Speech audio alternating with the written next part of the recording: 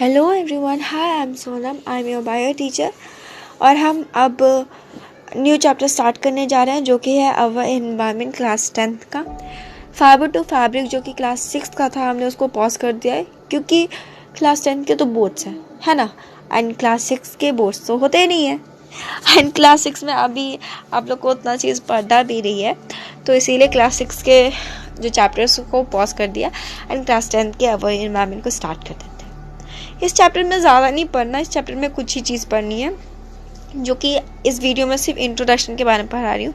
कहीं ना कहीं इस चैप्टर में कन्फ्यूजन हो जाता है। कन्फ्यूजन कहाँ होता है? इन्वायरमेंट में, इकोलॉजी और इकोसिस्टम में कन्फ्यूजन हो ही जाता है। ठीक है, तो स्टार्ट करते हैं इस वीडियो को एंड स्टार्ट करते हैं ये चैप्टर भी। ठीक है, तो सबसे पहले हम स्टार्ट करते हैं इन्वायरमेंट से।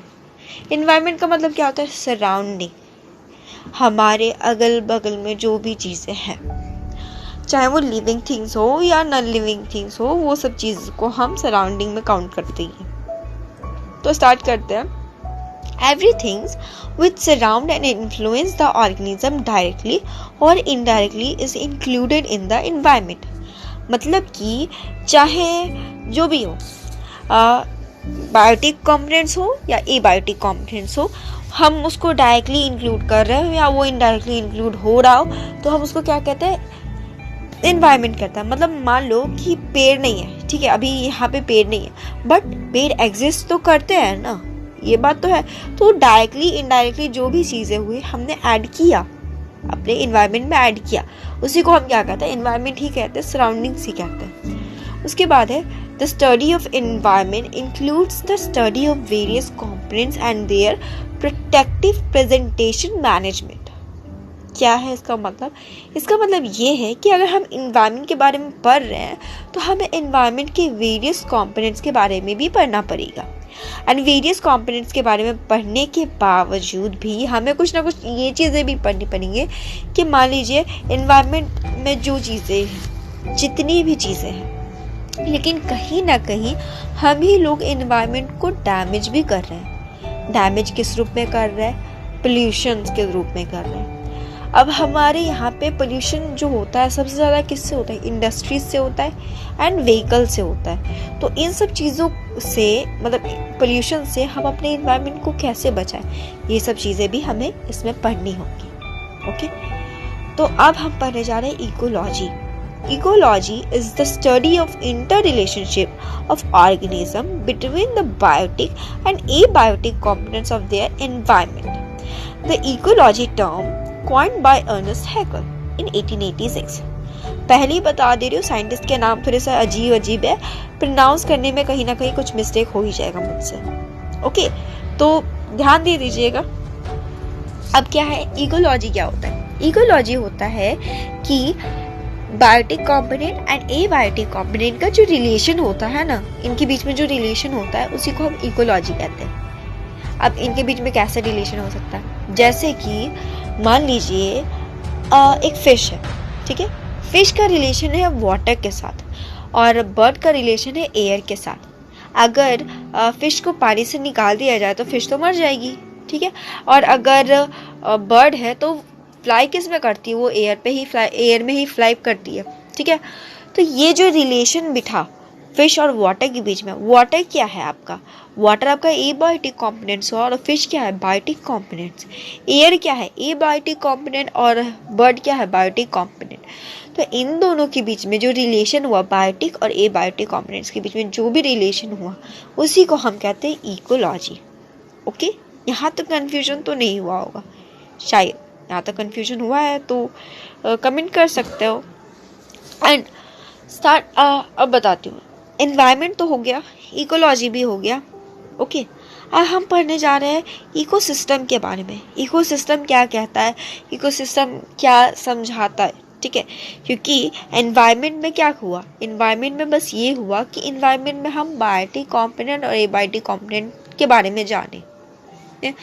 बायोटिक मतलब लिविंग थिंग्स है, नॉन लिविंग थिंग्स है, बस है, उसका कोई अभी कोई रिलेशन नहीं है, बस वो अपना फिक्स है या स्टेशनरी, जो मतलब जो भी है, ठीक है, वो उसका कोई एक्शन हो रहा है या नहीं हो रहा है, उसी को हम एनवायरनमेंट कहते हैं। बट अगर इकोलॉजी के बारे में हम बात करें तो उसके बीच में रिलेशन भी होना चाहिए, जैसा रिलेशन आपका फिश और वाटर के बीच में था, जैसा रिलेशन आपका बर्ड और एयर के बीच में था, तो वैसा ही रिलेशन आपका जो आपके इन्वायरमेंट में है उसके साथ अगर आपका कोई रिलेशन है तब उसी को हम इकोलॉजी कहेंगे, और जब नहीं है तो इन्वायरमेंट में कह देंगे।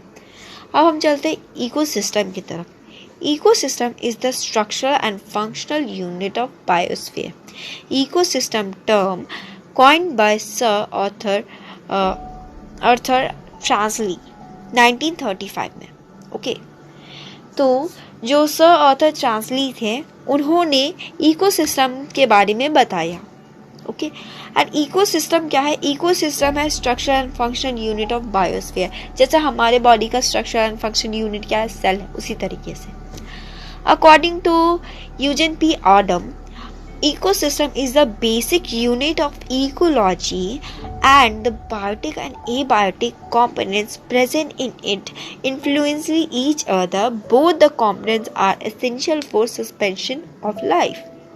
अब इसका मतलब क्या कि जो ऑर्थर ट्रांसली थे उन्होंने तो बस बताया था, ठीक है, कि इकोसिस्टम भी कुछ है, बट इसको डिस्क्राइब कौन किया? इसको डिस्क्राइब किए हैं यूजिन पी ऑडम ने, ठीक है, यूजिन पी ऑडम ने इसको डिस्क्राइब किया है।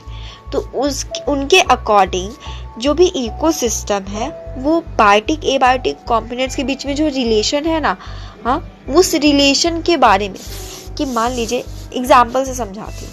एग्जाम्पल हो गया सन जो है, ठीक है, सन का जो लाइट है उस रे को हम क्या कहेंगे? वो जो लाइट है उसको हम कहेंगे एबायोटिक कंपोनेंट, ठीक है। बट वो एबायोटिक कंपोनेंट कहीं ना कहीं प्लांट को न्यूट्रिशन प्रोवाइड करवाता है, ठीक है। जब न्यूट्रिशन प्रोवाइड करवाता है तो वो प्लांट क्या, वो प्लांट को इंसेक्ट खाता है, इंसेक्ट को कौन खाता है? फ्रॉग खाता है, फ्रॉग को कौन खाता है? स्नेक खाता है, स्नेक को कौन खाता है? ईगल खाता है, ठीक है। तो ये जो फूड चेन हुआ ना, फूड चेन भी एक रिलेशनशिप बैठा ना बायोटिक और एबायोटिक कंपोनेंट्स के बीच में, ठीक है। तो ये जो फूड चेन में था उसी को हम क्या देते हैं? इकोसिस्टम, ठीक है। फूड चेन नहीं है, बट मतलब ये तो फूड ही चेन था, लेकिन फूड चेन के एग्जांपल्स में आपको समझाई। ओके, अब उतने देर से बायोटिक एबायोटिक हो रहा है, तो बायोटिक होता क्या है?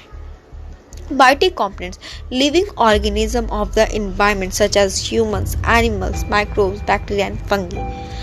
बायोटिक कंपोनेंट्स में कुछ नहीं है, बायोटिक कंपोनेंट्स में बस ये है कि लिविंग होना चाहिए, ठीक है, उसके अंदर बस जान होनी चाहिए।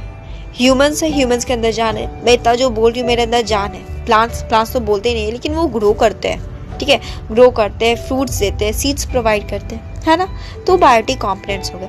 अब आप सुने हो कि प्लास्टिक हमें फ्रूट्स देते हैं, सीड्स प्रोवाइड करते हैं? नहीं ना, तो बायोटिक कंपोनेंट्स नहीं है। बायोटिक कंपोनेंट्स में बस लिविंग होने चाहिए।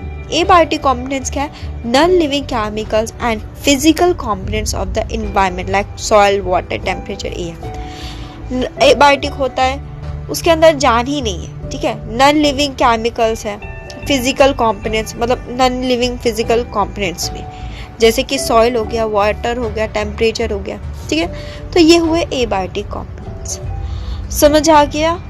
समझ आ गया तो अच्छी बात है, नहीं समझ आ गया तो आप कमेंट कर सकते हैं, मैं वापस से बना के आपको फिर से समझाने की कोशिश करूँगी। Thank you.